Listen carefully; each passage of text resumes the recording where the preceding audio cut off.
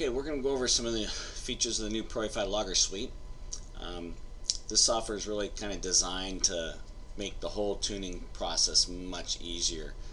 The software can go through and filter data out based on some predefined parameters, so that when you open these logs of, as you can see, there's a lot of driving going on here.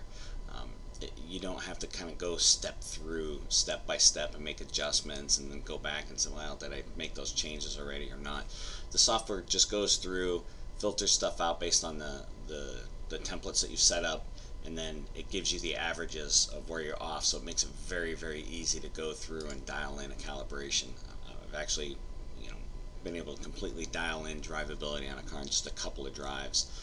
Just go through and log it, open it up in the software, and let this software tool do the calibration changes for you. So we're going to show you how all that works. The first thing that you're going to notice here that we want to go over anyway is these groups right here. So all of the signals that are available in the log are automatically grouped in these groups for you, and it's all predefined. And then we've got these shortcut templates here that we can use to just filter out the stuff we don't want to do. So for any particular things that we want to do, like fuel tuning, we can click on that and it gets rid of all the stuff that's not related to fuel tuning. Alright, so first of all, in these groups, I want to show you how you can edit these signals and basically make these signals lay out however you want them to. So we're just going to right click on one of the signals here, map, so it pulls it up and it tells us what we're currently set up for. But within these groups, you'll see that all of the signals that are defined in those groups are given a position within that group, and then the groups are shown here, so you can go through and see how you want to configure that stuff. Now if the signals aren't there in the log, they just don't show up, so your positions are always in the same spot you always want them to, regardless of what you've logged. So it makes it very easy when you open a log. There's not a lot of configuration to do. Once you've got things kind of set up how you like, everything just kind of falls into place.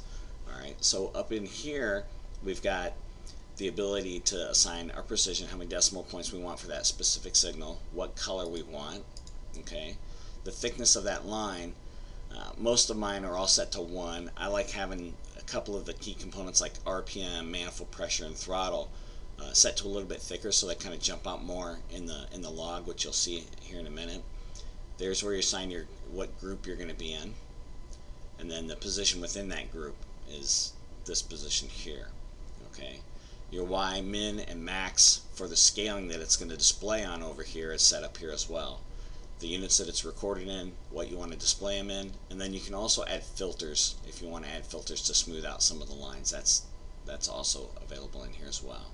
So every time you open a log, that's the layout for that signal, regardless of which one of the templates that it's in. It just comes up in that's the layout, that's the scale it's going to be in, the color, so you always know right what you're looking at. It makes it very, very simple. Okay, so you'll notice that anytime I move my mouse over one of these lines, it highlights. Okay, and not only highlights here, but it also highlights here, so you can quickly see where you're at in a log. Okay, the other thing is when you're over in this area, if I want to see where any one of these are, it lights those up as well. So it makes it very easy to find the data you're looking for. Now we've got 148 channels on this log right now. Okay, so it's obviously pretty overwhelming. You can't really see what's going on. There's just everything's everywhere. So we're going to click on a template here for fuel tuning. That opens up just the things that we've kind of determined are related to fuel tuning. Now you may not have some of these signals in your log, and so they'd just basically be in the way. If you didn't have EGTs, you'd have 8 flat lines here for zeros. So if you want to get rid of those, you can just check show and it hides those. So if you don't have those in your log, you don't have to look at them. Same thing with staged injection. So now we've just kind of gotten this down to 2 different categories of stuff: your basic engine stuff and then the fuel specific stuff. So if you click on this grouping box down here, it divides those out. So now we've got our basic stuff from this log up here, and then our fuel stuff down here. So now we can go through and we can really quickly see that we need to make changes to fueling here based on targets. Okay, so that kind of makes that real easy. If you want to change a different part of the log, we've got this zoom extent window right here that you can drag it around. You can also just slide this over by grabbing the timeline here. If I want to zoom in, let's drop this back down to the standard view. Up arrow zooms in, down arrow zooms out, left scrolls left, right arrow scrolls right, control scrolls faster either direction. So that's how you can kind of move around within the log to get to the data that you want to look at. Okay.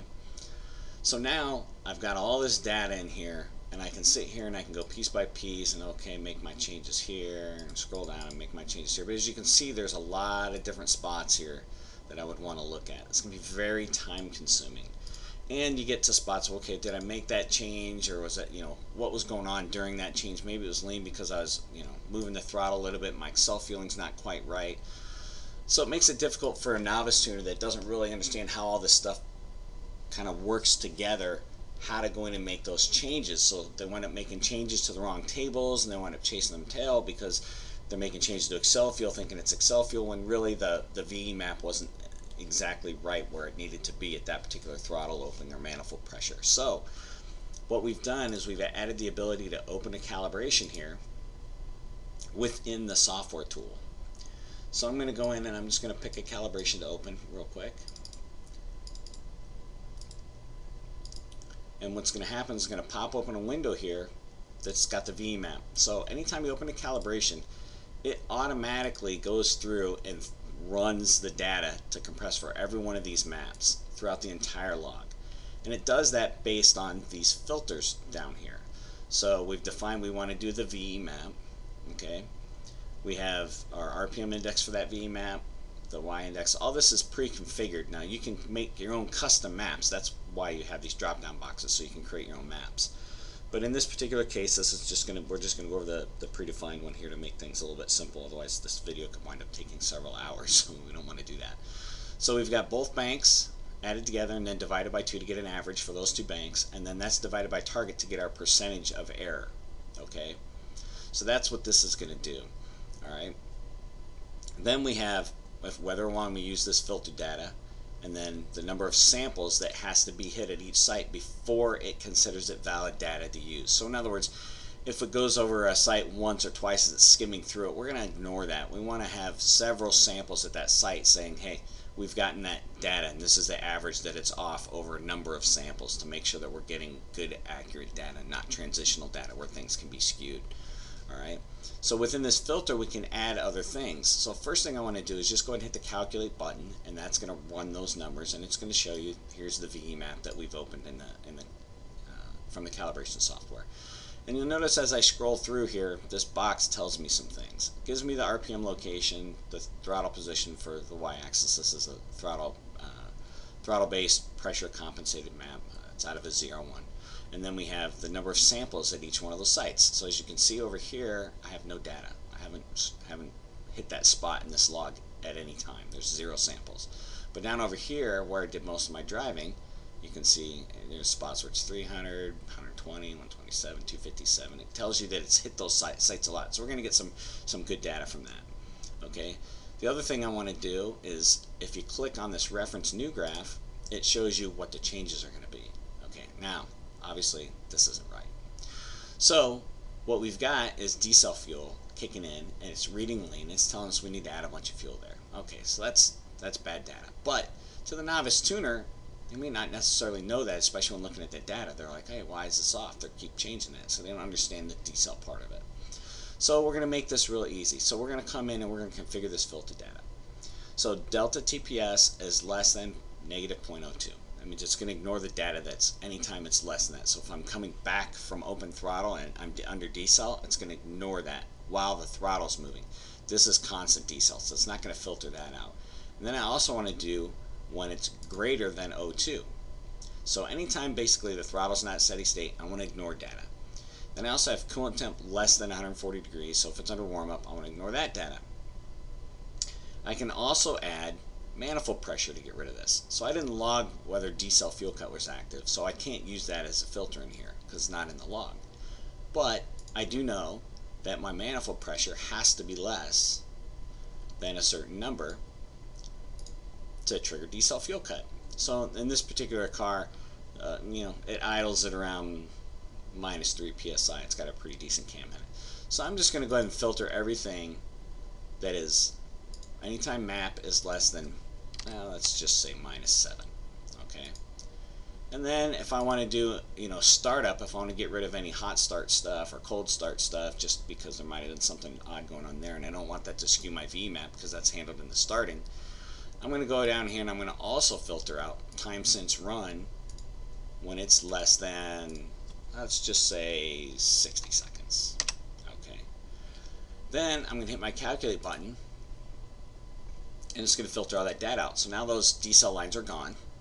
We've got one area right here that for some reason is picking up needing a lot of fuel.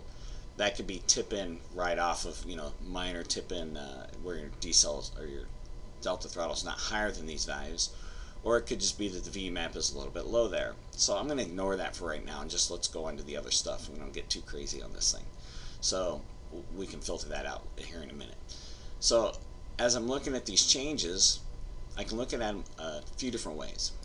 So right now we've got what it wants us to change is there and what we had. So we can look at the difference table, and then all these 1 values are stuff that hasn't changed. That's where we didn't get enough hits within the samples. If I set this to 0, we're going to get some hits up here, but it's going to be 1 or 2. It's not going to be enough to really filter out what we want. So I'm going to leave that set to where it is. So this is telling us the percentage changes that it wants in these spots. Okay. The other way we can look at it is in this table. This is what the VE numbers are, and this is what the computer's calculating that they should be right in here. Okay, based on those changes. So we have all the information to drop this without sorting through this log right into our calibration. So I'm going to go ahead and just copy this map. It's telling me it's on the clipboard. Then I'm going to bring in the ProEFI software down here. This has a stay on top function, so you can click on that and then it won't be on top. So this way you can have this on top of this tool and be looking at your changes, which we'll kind of go over here in a second. So I'm going to go ahead and open the 3D map. I've already got this on my clipboard, so I'm going to hit Control A to select all and then Control V to paste. So now you'll see that I've got those changes that the software's telling me I need to make right in here. So I'm going to put that back in the back.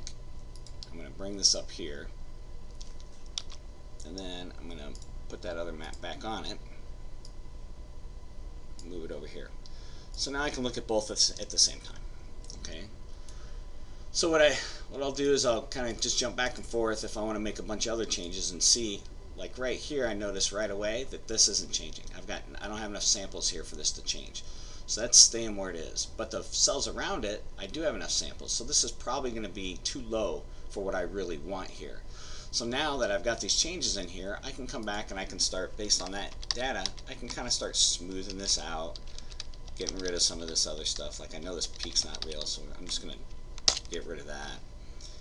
But some of these other values I know are real, so I can go in and just real quickly smooth this out and finish calibrating this. And I've got a bunch of data from all that driving that I've just now done without sorting through it. It's pretty much all, once you smooth this out, it's ready to go. Now there is a feature over here where I can blend this.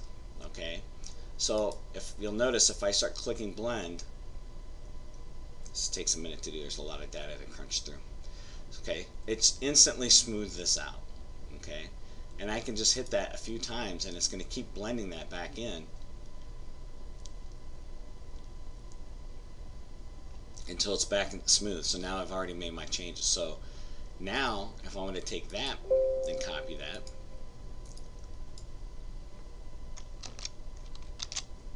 now I've got my map.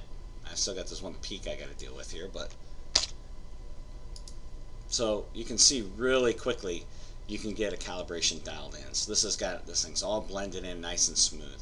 So rather than bringing the choppy one in and doing it the hard way, the old-fashioned way, I won't say the hard way, it's still relatively easy, but not as easy as this. So we've got all of these predefined maps in here. You can calibrate mass airflow, idle control, all this stuff, doing the same thing without combing through literally hours of data. I mean, that particular drive was about a half an hour long, so there's a lot that you would need to normally go through. So as you can see, the tool itself is a pretty powerful tool. The next thing that we're going to go over in the next video, because this one's getting kind of long, is I'm going to start talking about how you can compare cal files, log files. You can compare them like at the track and see where you're picking up. So look to the next video for that one, and we'll start doing that one next.